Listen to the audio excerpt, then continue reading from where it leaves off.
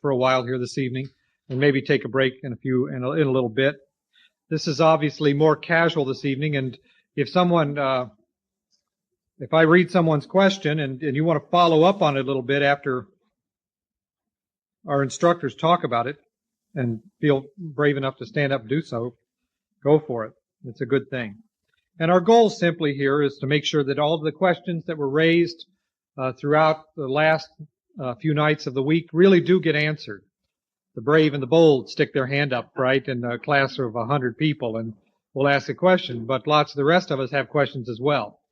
So I want to be sure that things that you're not sure about or things that you want a little more said about or something that wasn't even mentioned gets the opportunity to be addressed. Okay?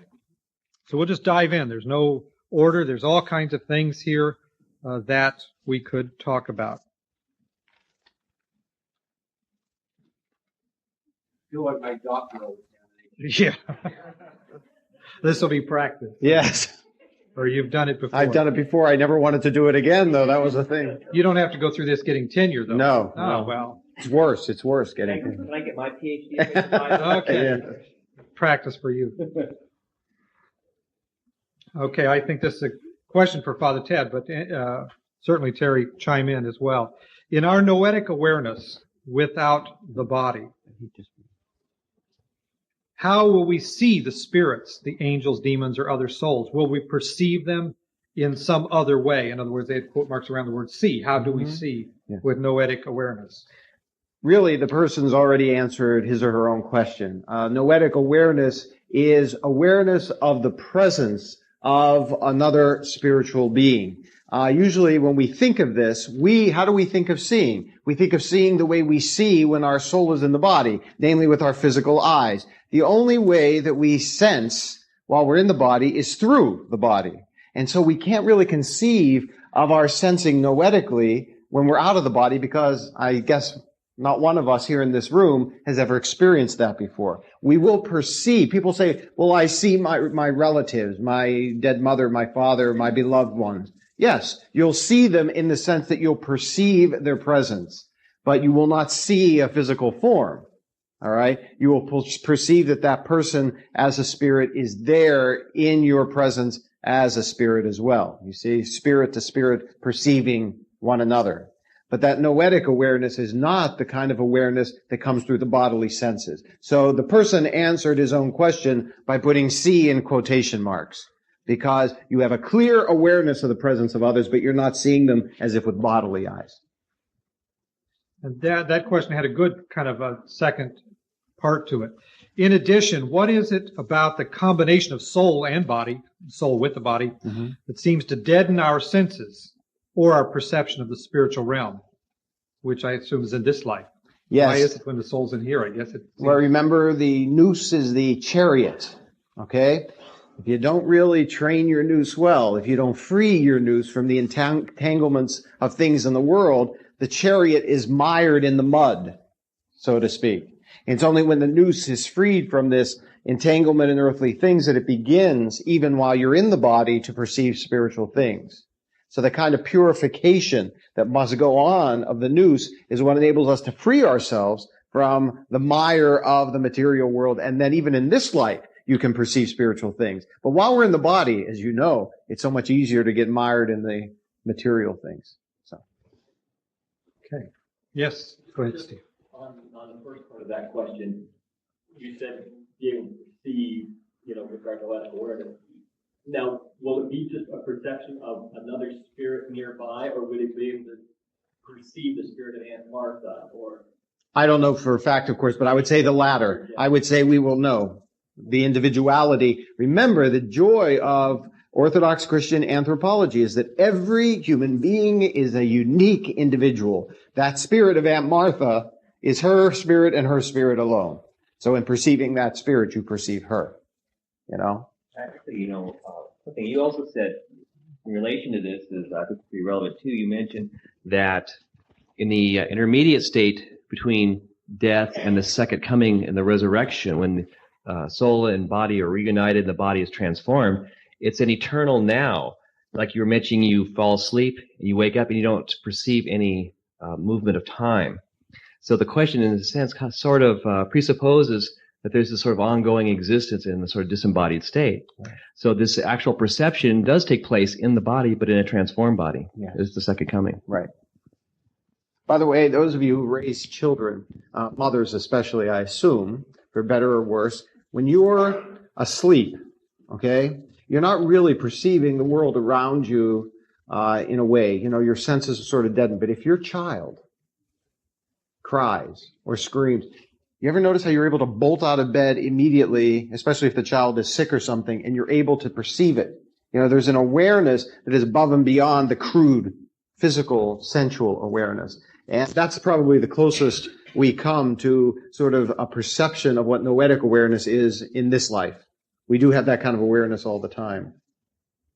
Sometimes it's fathers that have that awareness. I was going to say, I didn't mean to be sexist about it, but I bet you most of the time it's the mothers. Is the punishment for sins no longer an issue, but rather the purifying of a forgiven soul more the issue? Yes, that's it. That's what you should focus on. Purifying the soul of the passions throttle holds on the soul so that you don't have to worry about the punishments that are attendant upon the soul that is still in the grip of passions at death. Focus rather on the forgiveness of sins and on the joy of being cleansed by the grace of God. Then you don't have to worry about all that punishment language. By the way, I have to say, you know, talking about perceiving the kingdom, I just want to add this little editorial note. You know, I had a hard time at Vespers tonight because, as they say in Yiddish, I was verklempt a lot of the time. I was very choked up. Because the beauty of the services, this idea of being as a united communion, bound together by the Spirit, and joining in this common, joyful sort of rejoicing in the presence of God, if this isn't a foreshadowing of what we're going to experience on the last day, I don't know what is. You know? So I'll probably be verklempt then too, but I just want... By the way, don't ever lose the practice of congregational singing. Don't ever lose that. It makes all the difference. Okay, Terry, did you say Nero was your favorite choice for the Antichrist? Nero's my hero. Or a Nero-like figure was or would Nero, if he were the Antichrist, reappear in the end time? No, I don't believe that Nero is going to be reincarnated or anything like that. Obviously, reincarnation is not a doctrine of the church. So I don't believe Nero is going to come back at the end of time. What I was trying to point out was that the author of the Apocalypse was using a literary device, and that he was drawing upon known historical figures of the enemy of God and the people to draw a sort of composite picture, so that what John was doing was not writing a biography of the Antichrist, but rather painting a sort of a collage based upon many historical evil figures. Nimrod, Nebuchadnezzar, Antiochus Epiphanes, Nero, Caligula, and the likes. And if the book had been written today, I think I mentioned he might have drawn upon Hitler and Joseph Stalin just as well. So this was a literary device. And when, for example, the Apocalypse says his number is 666, it's sort of a cryptic reference that he's going to be like Nero. The coming Antichrist will be like Nero. I don't take a completely preterist view of the book of Revelation, apocalyptic literature, though I believe that preterism certainly has things to contribute. What I mean by preterism is, yes, I'm sorry, P-R-E-T-E-R-I-S-M.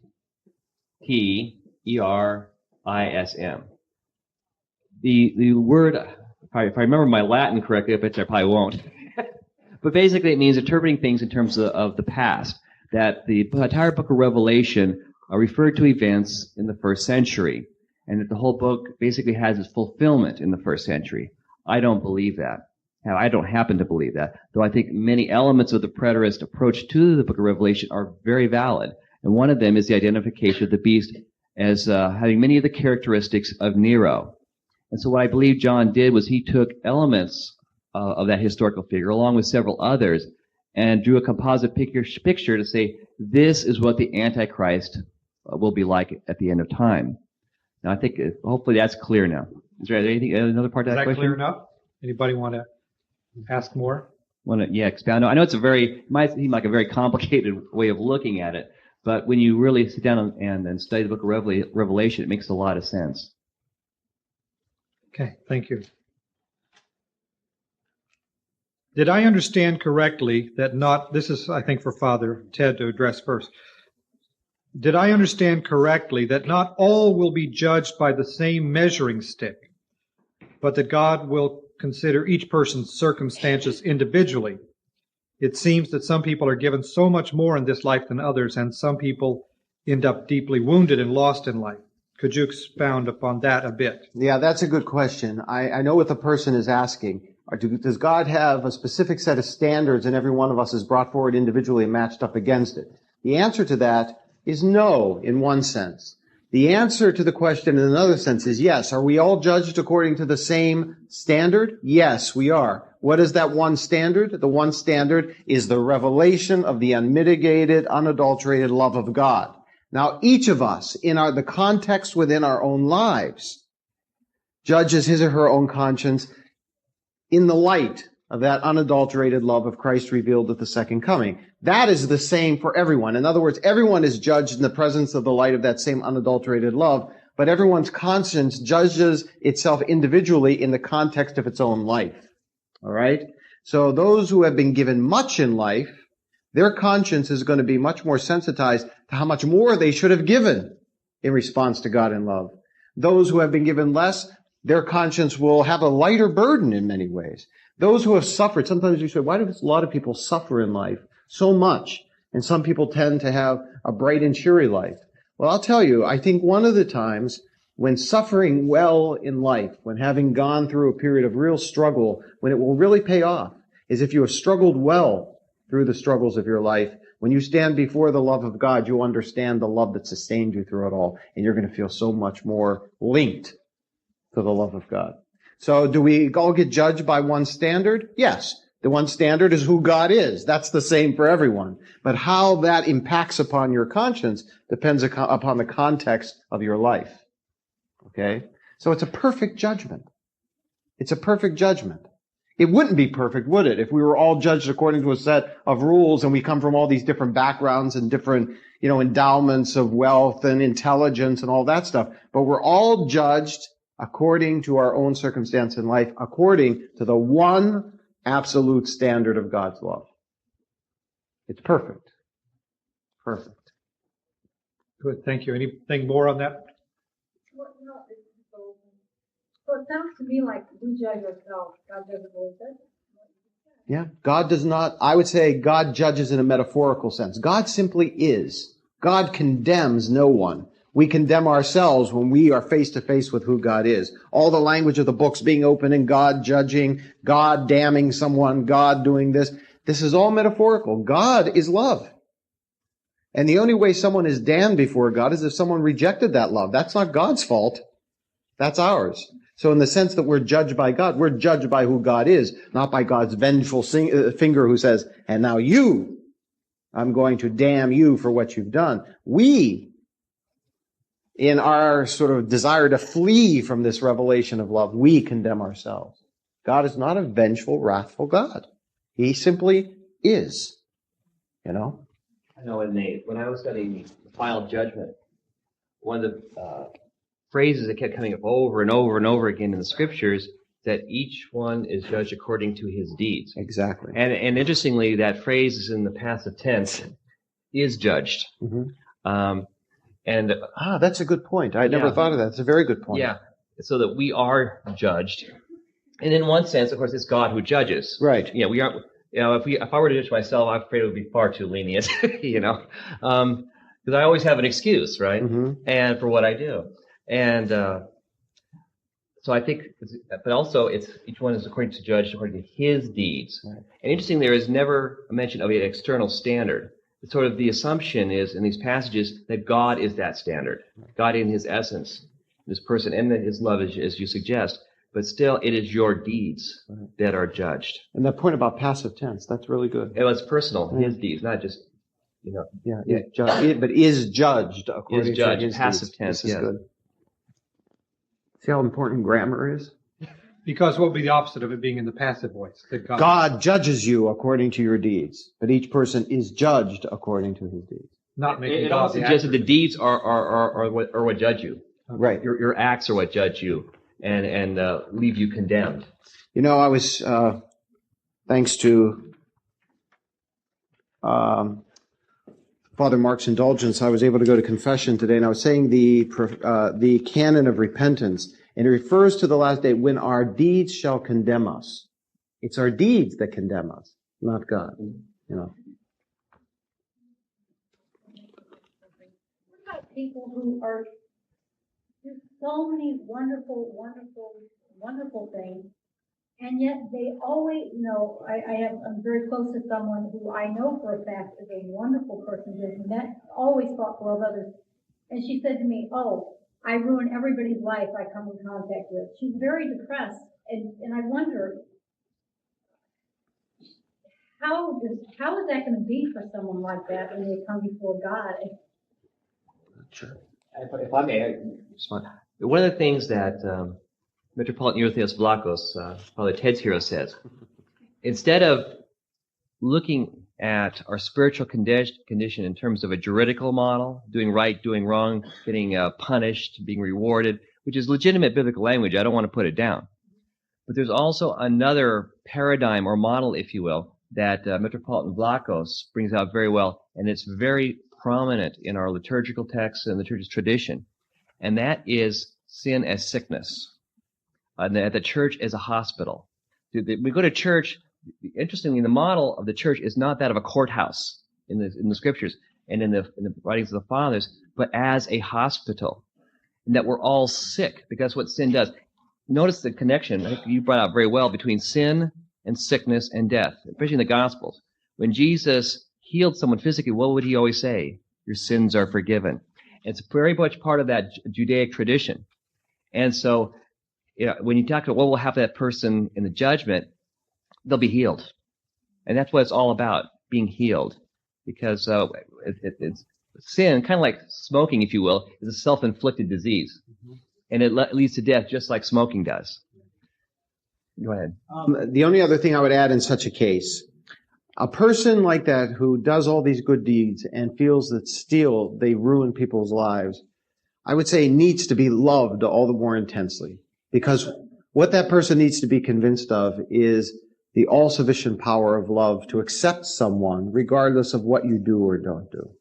That's what God is like. And the only way sometimes people can be convinced of that about God is if they see that from other people. And that's what, as Terry says, this idea of healing in the church's hospital, that's what we're here for. We all know people like that. And if that person is especially part of our church, it's our duty to love that person. And gradually, you know what happens when a person experiences love? They begin to lose that sense of worthlessness. They begin to believe how important they are. They begin to heal. And to heal. Okay. If I die at age 97, will my resurrected body be when I was prettiest? Let's say age 30. Is there a... Well, after what was told me last night, I don't think I'm going to. I know you're going to be resurrected now. Right. It's funny, in the Middle Ages, they asked this question too, and they said, well, at what age was Christ resurrected from the dead? What age did he rise from the dead? 33. So they said 33 is the perfect age.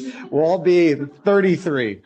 I don't know whether that's literally true, but I think the point is we will all be perfected, transformed. So if you die at the age of 97, maybe you'll live that long. Your body at the resurrection will not certainly be that of a 97-year-old with all the encumbrances of mortality that we know at 97 or at 47 for that matter. It's going to be a transformed body, and the body will be perfected. I mean, that's all we know, that it's going to be. By the way, did you listen to the texts at Vespers tonight? We're talking about Christ transfigured as revealing the true image of God. You see, it's the glory of the transfiguration that reveals the image of God. And we will be resurrected in a glorious body. Yeah, I would add one thing to what you said, which is perfect. But think about what aging is. It is the slow decomposition of the body. Decomposition starts at the moment of conception in a way, doesn't it? Yeah. The body slowly begins to break down from the moment it's created. And it's really a part of the death process. We're all dying as we sit here, cheery as that is to think of. But when we are resurrected, and when the final triumph over sin, which leads to sickness and death, ultimately occurs, we're going to be receiving bodies that are ageless. I can't think of the word, but eternal. And the whole concept of age just will not have any relevance. Does that make sense at all? Right. Neither will the concept of baldness. Some things never change.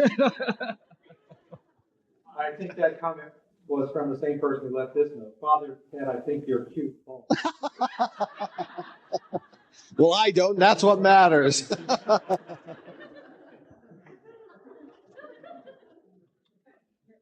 Okay, here. This is regarding our other subject, more or less. Romans 9, 10, and 11 indicates that the Jewish people will continue to exist as a distinct people till the second coming of Christ. Is their continued existence as a distinct people the fulfillment of prophecy? I think there are several points to that question. Maybe can I have it here a second? Yes. I think I have to examine this. It's a very detailed question. The questioner refers to one section in Paul's epistle to the Romans, 9, 10, 11. And those are the chapters that deal with the question of Israel. What about non-believing Jews? And there is one passage, I think, that deals with this issue, and that is in Romans 11. If I may read this passage just really quickly and comment on it. What Romans 11:25 says is that, so you may not claim to be wiser than you are, brothers and sisters. I want you to understand this mystery. A hardening, my eyes, a hardening has come upon a part of Israel. It's a part of Israel, a hardening has come on, and until the full number of the Gentiles has come in. And so all Israel will be saved, as it is written, out of Zion the deliverer will banish the ungodliness from Jacob, and this is my covenant with them when I take away their sins. As regards the gospel, they are enemies of God for your sake. But as regards election, they are beloved for the sake of their ancestors. For the gifts and calling of God are irrevocable. So, what I understand this passage to mean, and I'll play another understanding of it, is that all Israel after the flesh. Paul makes a distinction between true Israel and Israel after the flesh, those who are of the physical circumcision. And here he's talking about, obviously, Israel after the flesh. A hardening in part has come upon them, but it's for a redemptive purpose. So that, according to the question, does their continued existence, play a part in prophecy, and is there a providential design for Israel's continued existence? I say absolutely. In one sense, all people are part of God's providential plan. God has a providential plan for us Americans that is distinct and unique. I would also say the same for the Jewish people and the Israelis. And in this section, Paul seems to say that purpose of their unbelief is to redeem the world so that the Gentiles can know the gospel. And then when that purpose has been fulfilled, it says here, so all Israel will be saved. Now this interpretation of this passage, which sees Israel here as Israel after the flesh, goes back to St. Irenaeus and also St. Cyril of Alexandria. Many fathers interpret it.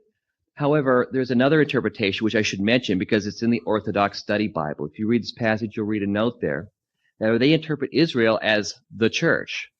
And so this interpretation says that when Paul says, so all Israel will be saved, it means all the elect will be saved, which to me seems like a resounding anticlimax. It's a truism. Of course, all the elect will be saved. And I don't think the passage really supports it. So with all due respect to the Orthodox Study Bible, which I really do love, that note I don't fully agree with. So I do believe that there is a providential purpose for the Israeli people, that's a redemptive purpose, and that ultimately the Jews will come to the fullness of the gospel once the Gentiles come in. Now, is there another part of this question? Because this was 2 or 3 parts. Oh, go ahead. While I look at the I question. agree completely with your interpretation of it, because the whole theme of Romans 9 through 11, Paul is wrestling with the question, is God through with Israel? Has he just written off Israel now that the church is here? And the answer to that question that Paul comes up with in Romans 9 to 11 is no, God is not done with Israel. So I agree that the Israel referring to here that will come into the fold is the fleshly Israel, not the church. but the Israel of old. I think to the first question, is there a continued existence as a distinct people, the fulfillment of prophecy? I would say so if that's the prophecy in Romans 11:25 through 30. The second question is, in what way is God's providential design for the Jewish people in the last days distinct from that of other ethnic and racial groups? So I think the second question is focusing on the last days, perhaps means the tribulation. And if my understanding of this passage in Paul is correct, it says, once the fullness of the Gentiles has come in, so all Israel will be saved. And I interpret it to be in the last days and in the end times. Any other questions on that, following up on that? Okay. What about, we didn't say, I don't think I ever heard anybody mention universalism and the idea that every creature and everybody's saved in the end and there's no punishment. How does that relate to both of these subjects? It's very simple. It was condemned as a heresy at the Fifth Ecumenical Council. It's called Origenism. And the belief was roughly what? Well, it's a big, long, 20-syllable Greek word. Apokatastasis. Thank you. I would not. My tongue wouldn't have handled that. Yes, it was condemned. And how would you explain it really quickly? Apokatastasis was, Gregory of Nyssa seems to verge on this view. And let's not deny that some fathers do seem to hold this view. They held it for the best of reasons. They said if God is pure love, in the end, when God's love is revealed, who will not repent and who will not be saved? So the idea was that all will be saved. Salvation will be universal, hence the term universalism or universal restoration. The reason, as Terry said, the fathers rejected it is simply because the fathers have such respect for how seriously the choices we make in life shape our conscience that will judge itself in the presence of God on the last day. It's not as if we can just say, I made a mistake all during my life and my conscience is completely unaffected by that. Now I want to be saved. Your conscience is affected by the choices you make in life. And if you have made a fundamental option against God, there's no way that you're going to completely overturn that before they come. And so, as one of my professors always used to say, the fathers believed that the doors of hell were always on the inside. The handles to the doors of hell were always on the inside, never on the outside. People's conscience was so filled, so stained with this hatred of God, that being in presence of God for all eternity would be forever a sting to them, a source of remorse. And therefore, the handles to the doors of their hell were on the inside. Not that God didn't want all to be saved, but they refused to accept that love. Yeah, the basis of that doctrine is what a verse in the New Testament says that God desires all to be saved, to come to a knowledge of the truth. And the thinking was, if God desires something, how can it not come to pass? Mm-hmm. Now, the problem with this doctrine, which is very much what you're saying, but I would perhaps add to it, that the reason there is a hell is because God has given us free will and choice. Well, why has God given us this free will and choice? And it comes back to the idea of love. If I were to make a robot that did everything that I programmed it to, that had no will of its own, it could go through the motions of love, but it would not be true love because it wasn't freely given. So God gives us free will so that we might love him truly and purely in the same way that God loves us. And with free will comes, of course, the option to reject love, to reject God. And so hell, again, it's not a punishment or a place, but it's simply, I would say, a state of rejecting God's love. And not that God, of course, wants us that way, like you very correctly said, but the God's love demands. This is the ironic thing. I explain to people, God's love demands hell. Mm-hmm. It's hard for people to understand that, but for true love to exist, there has to be hell, however we picture it. But don't understand hell in juridical terms, but as he said, in terms of love. It's rejected love that makes hell for someone. Let me ask you this. If you, let me put it this way, if you decide not to love someone and someone forces their love upon you, is that love or is that rape? Yeah. God gives us the choice to reject him. God does not force his presence upon people who don't want it. And that's how I understand hell to be. God simply respecting human choice. Okay. On that, Bess? Okay. Many people go through life was, to repeat the question, some people go through life with a lax conscience. It seems like anything's okay by them. And certain people go through life with a scrupulous conscience. You know, oh my goodness, they're counting every jot and tittle to make sure they haven't gravely offended God. Let me put it this way. I think when all is laid bare, when the conscience is exposed before the love of God, both the one and the other will be corrected. I think lax consciences and scrupulous consciences are disordered in a way. And if you're not going to overcome that in life, you will see the reality of the error of your ways when you are face to face with God, with the love of God at the last judgment. The scrupulous person will be so overwhelmed with the love of God, saying, why was I so scrupulous about such stupid little things? Because I see the greatness of the love of God. And their conscience will be healed of that. Those who were too lax will realize that in many ways they were deceiving themselves into thinking their conscience was at rest with much of what they did. The conscience is not fooled, you know. You might think, when people, you know, it's very frustrating. I know this doesn't happen here at St. John the Evangelist in Eagle River, but in all my parishes it's happened. People, you know, will say, come to confession, and they'll say, is there anything on your heart and your mind that you feel you should confess and unburden and have forgiven before God at this time? And the response will be, no, my conscience is completely at rest. And I want to say, really? Is it really? I mean, I never say that, of course. But, you know, I want to make the point that, you know, sometimes people give themselves a clean bill of spiritual health in a very cavalier way. When we all know, you know, the priest doesn't want to hear every sordid detail of, you know, the qualms of conscience, but there are things that we know vex our conscience. Everyone has them. Everyone. And to say that I have no qualms of conscience, well, that's just not true. You know? And I think, again, that conscience too, Vess, will standing before the love of God and realize how cavalierly they dealt with that standard in their life, that conscience will be convicted. I came across a really wonderful passage in the Ecclesiastical History of Solomon, which is about 5th century church history. And Solomon, I think it's, if you want to look it up, it's in the first book, tells a story, a wonderful story of Saint Spiridon of Cyprus, Bishop of Cyprus. And the story is of a business traveler who came to the island of Cyprus, and apparently he was severely malnourished on his journey. There weren't a lot of Howard Johnsons on the way back then. And he came to the bishop's palace, and the housekeeper let him in, and Bishop Spiridon met him. Now, this is during the Great Fast, before Holy Pascha.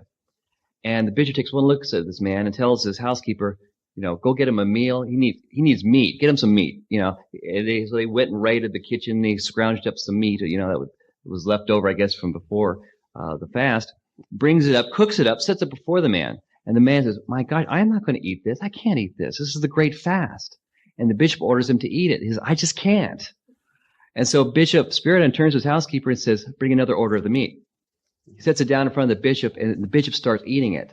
And says, if it's good enough for me, it's good enough for you. Now, the only reason he did that, of course, was out of love and concern for his brother in Christ. He did not allow something as important as the Great Fast. It is important. But he had things in perspective, what his brother in Christ needed. So sometimes scrupulosity does not equate with virtue. Sometimes scrupulosity can be a sin, especially if it harms your brother in Christ. You have, okay, Elizabeth, yes.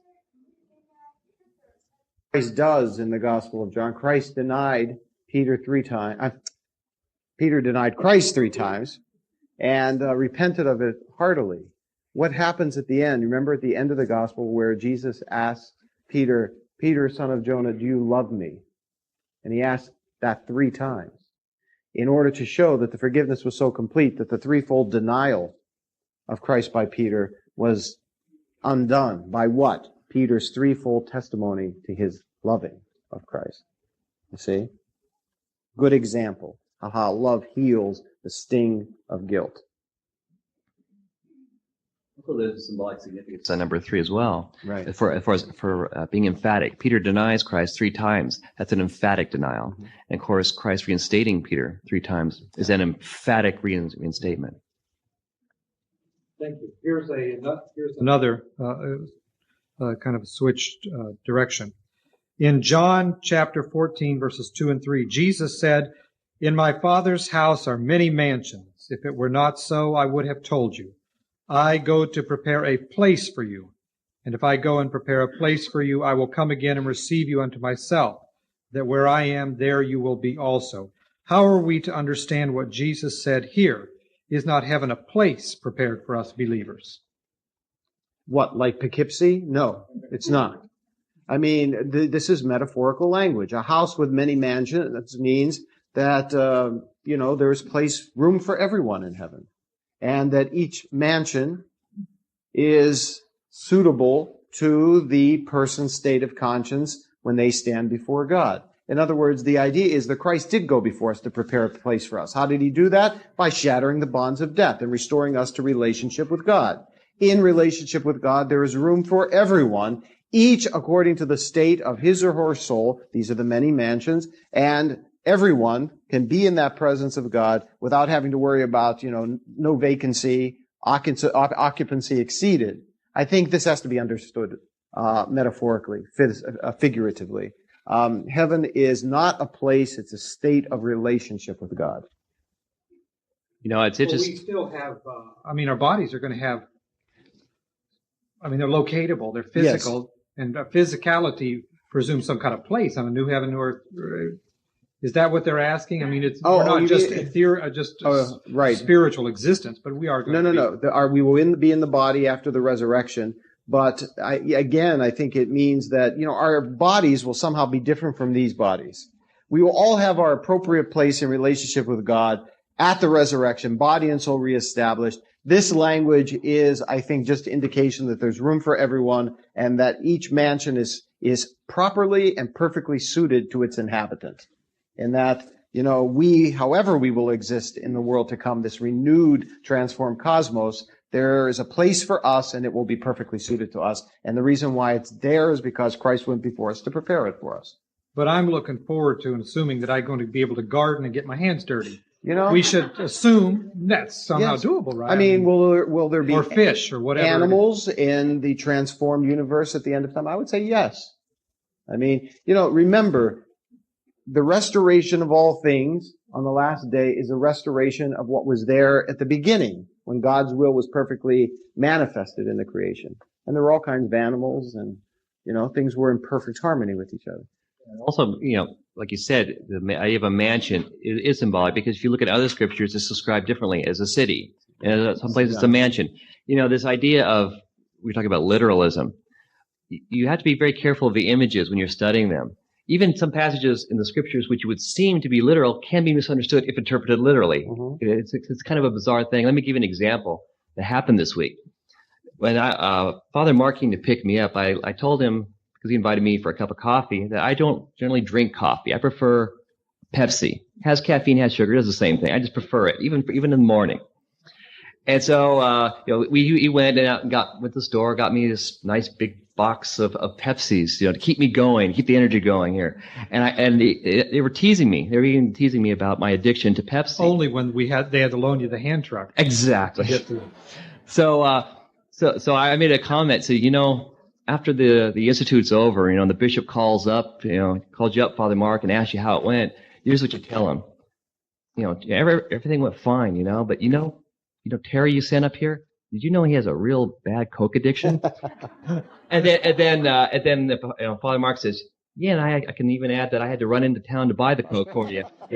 Now, of course, said literally like that, we're talking, you're not using poetic language, we're using literal language. But if you don't understand the context of the language, even a literal interpretation can be a profoundly wrong interpretation. And so you have to understand very carefully the context, and obviously here, of a mansion floating in the sky or a New Jerusalem floating in the sky has to be understood as poetic language for a whole realm which there isn't a proper language for.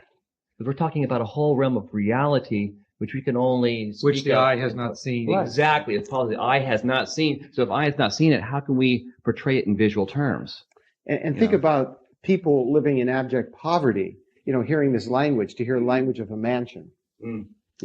What's meant to be conveyed is everything you need will be there. Streets of gold. Yeah, Will the streets of gold have stop signs? Yeah. will they have cops giving you But- tickets for when you speed down them? You know, But that kind of imagery is good because good. that language, because Perfect. it does come the closest to giving us the feeling of something that's otherwise undescribable. not only is it good, it's divinely inspired. Yes, okay. Oh, yeah. Right. And I don't think that imagery should be abandoned for this more demythologized view. It should continue to be used. Right. But we can't, when you take it too literally, you undo the whole purpose of it. Okay. Actually, I would go further and say you can't demythologize it, because if your purpose is to describe something that is indescribable, you cannot demythologize it and put it in a rather cold clinical language, because that cold clinical language is even more deficient than the poetic language. So I think the poetic language is the perfect language for what we're talking about here. On that question, to ask more.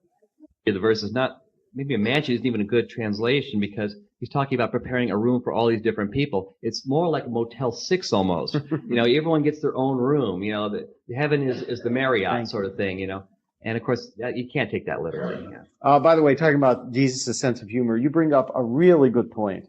And one of the things, we always picture Jesus as a very somber, dour person, who, he never laughed, God forbid. And there's a great book called The Joyful Christ by Kel Samra. And he points out the episodes of the New Testament where, Jesus probably at least was smiling, if not belly laughing. And the one that he says, of course, was walking into Jericho and seeing Zacchaeus, this fat little tax collector, getting up into the tree, and a sycamore tree is not a particularly sturdy tree. And, he says, Zacchaeus, come down, for today I must come to your house. And he was probably giving a good belly laugh. So we do have to remember there is humor in the New Testament too. And sometimes we in our very kind of somber, Calvinist view of things refuse to see the humor. There is humor. I'm glad you said that, because I was talking with someone in the church this afternoon. Of course, you have on the one of the deacon doors, the icons of the deacons, Saint Stephen and Saint Lawrence.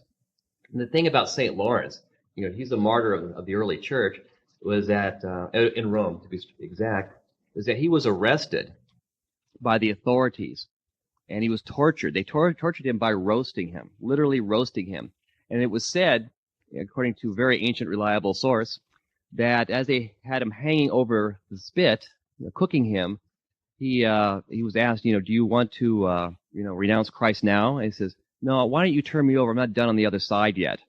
And I think it's a wonderful example how sanctity and humor are not mutually exclusive in the tradition of our church.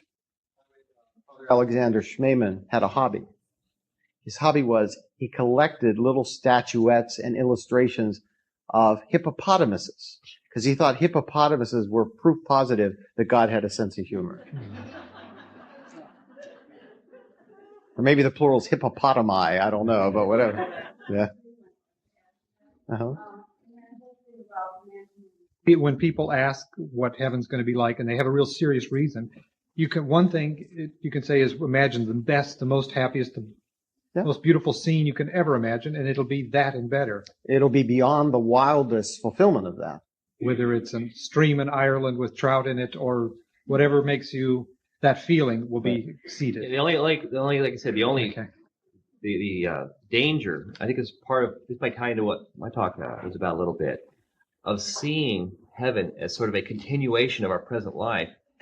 Can be dangerous, however, if it's taken literally, because that's really what millenarianism is about, is a continuation of this present life. Yeah, improved, but you're still just a continuation of this present life. And I don't think we should not be trapped into thinking in carnal terms. Mm-hmm. The fathers, you mentioned St. Gregory of Nyssa, had a wonderful way of describing what our heavenly life is like. It's not going to be static, strumming harps, on clouds for eternity. But like St. Gregory of Nyssa taught, it was a continual dynamic movement, but a movement toward God, who is in